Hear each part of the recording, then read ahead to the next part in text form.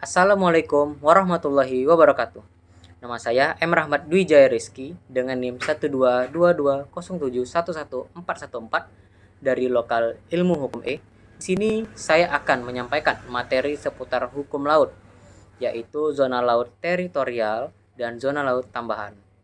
Zona laut teritorial dan zona laut tambahan ini adalah dua konsep penting dalam hukum laut internasional yang diatur oleh Konvensi PBB tentang hukum laut, yaitu diatur pada UNICLOS. Nah, berikut adalah penjelasan tentang masing-masing dari zona tersebut. Yang mana pertama kita masuk kepada zona laut teritorial.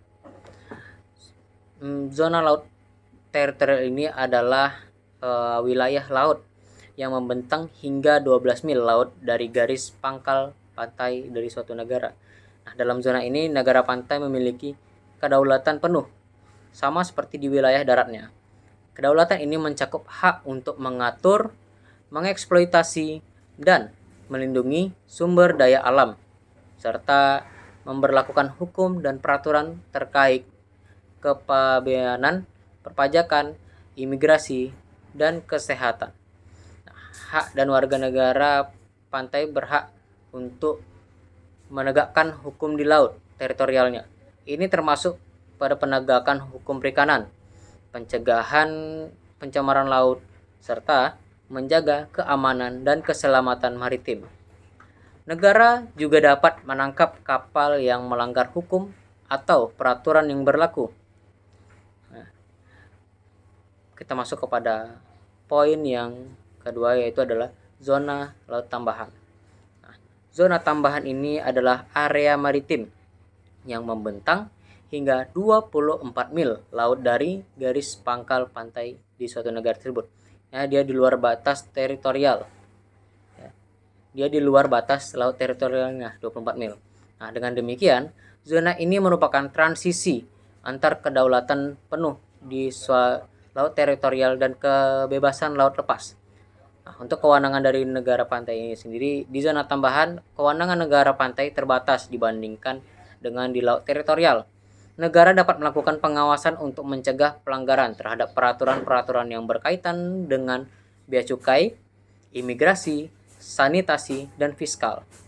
Negara juga memiliki tanggung jawab untuk melindungi lingkungan laut dan memastikan bahwa aktivitas yang dilakukan tidak merusak ekosistem.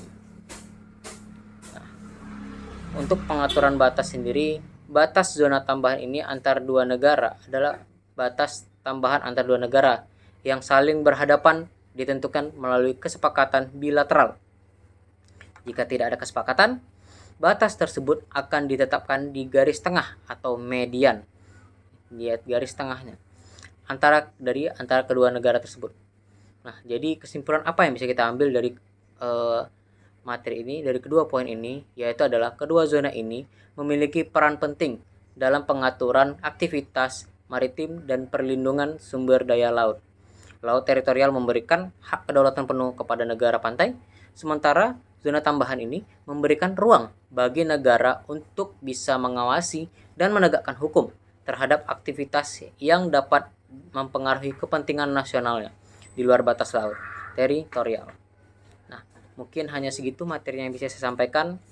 Kita juga menghadapi akhir bulan Ramadan. Saya sendiri mohon maaf lahir batin, mohon maaf jika ada kesalahan, khilaf dan kata. Akhirnya dengan wassalamualaikum warahmatullahi wabarakatuh.